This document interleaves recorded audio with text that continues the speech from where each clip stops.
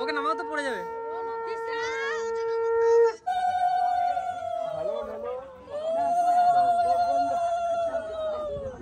Reaction কেমন বলো? পাবলিকের রিঅ্যাকশনের জন্যই তো ওইদিকে যেতে পারছি না আমরা।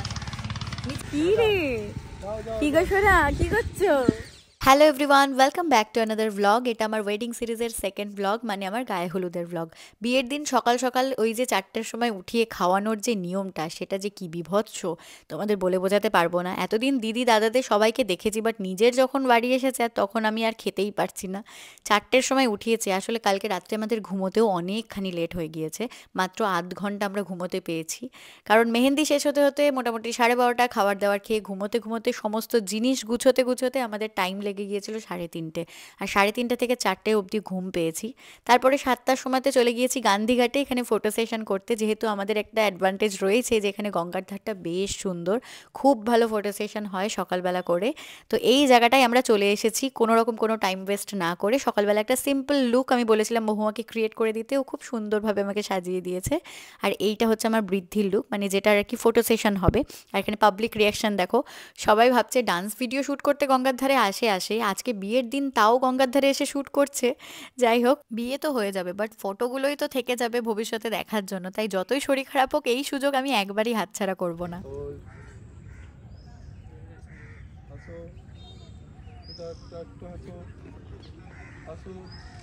বাসের লোকটার কথা মনে করে হাসো। দুবার হাঁটতে হবে কিন্তু, দুবার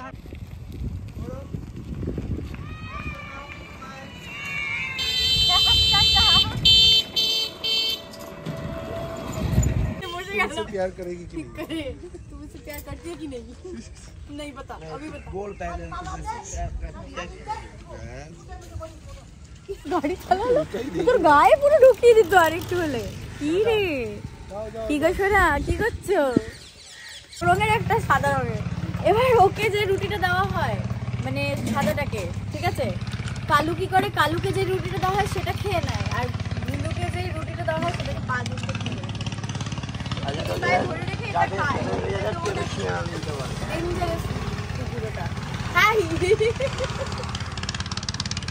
আমরা এখন কোথায় আছি? আমরা এখন গান্ধীঘাটে আছি, চায়ের দোকান। কোনোদিন দেখেছেন বিয়ের দিন দাঁড়িয়ে চা খাওয়ার? পাবলিকের রিঅ্যাকশন কেমন বলো? পাবলিকের রিঅ্যাকশনের জন্যই তো ওইদিকে যেতে পারছি না আমরা। তুই একটা ভিডিওতে ডান্স করবে বললে না, সেই বিয়ে দিয়ে দেবো কেন্দ্রে মরে যাবে, ওই বহুরূপী মুভি সং, ওই গানটা ক্যান্সেল করে দিয়েছি। গান্ধীঘাট থেকে শ্যুট কমপ্লিট করে মোটামুটি 1.5 থেকে 2 ঘন্টার মধ্যে আমি বাড়ি চলে এসেছিলাম। আর এখানে এসে দেখি মাদের অলরেডি হলুদ কোটা স্টার্ট হয়ে গিয়েছে। আমাকেও পুজোতে বসতে বললো, তো মহুয়া জাস্ট শাড়িটা চেঞ্জ করে, মেকআপের কোনো চেঞ্জ হয়নি, জুয়েলারিটা চেঞ্জ করে হেয়ার স্টাইলটা একটুখানি কার্ল করে দিয়ে আমাকে বসিয়ে দিয়েছে। আমার সিম্পলের মধ্যে এই লুকগুলো বেশ ভালো লেগেছে, সমস্তটা মহুয়ার ক্রেডিট। এরপরে আমার মেকআপ আর্টিস্টের কাছে মেকআপ করতে যাওয়ার যে টাইমটা রয়েছে বিয়ের জন্য, সেটা হচ্ছে 1:30টার সময়, তাই জন্য এখানে গায়ে হলুদটা আমাদের সকাল সকাল হয়েছে। এ পড়ে যাবি তুই, ওকে নামাও তো পড়ে যাবে।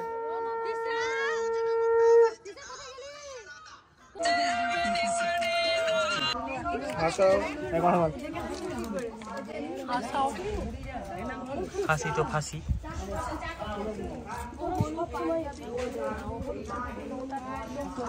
নতুন নতুন মুখ দেখতে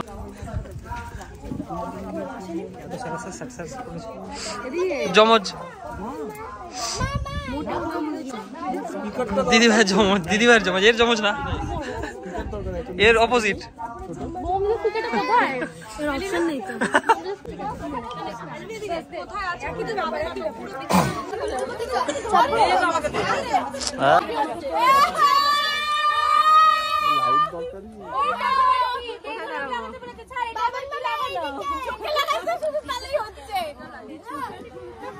একটা ভিডিও বানিয়ে দে, দেখি এই সবাই একটা হাত দিও না, অত হাত দিও না, আমরা দাঁড়াই দূর থেকে।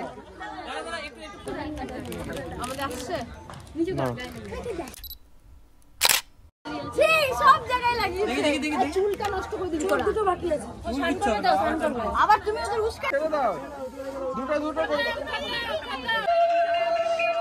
পুষ্প বৃষ্টি।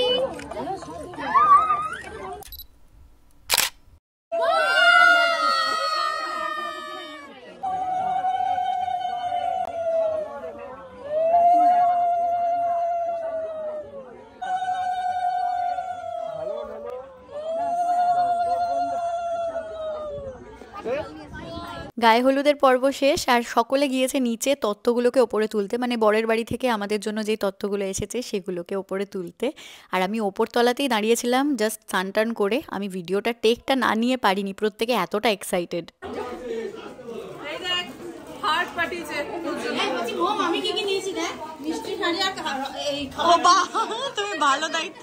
এরপরে আমার বাড়ির প্রত্যেকটা মানুষ গিয়েছিল জল ভরতে, আর ওদের ডান্স দেখো। এই ভিডিওগুলো আমি পরে পেয়েছি, ভাইকে পাঠিয়েছিলাম ওদের সঙ্গে ভিডিও করার জন্য। এই ভিডিওগুলো দেখে আমি যে আনন্দ পেয়েছি না, যে ওরা আমার বিয়েতে এসে যে আনন্দ করেছে, এটাই আমার কাছে বড় পাওয়া।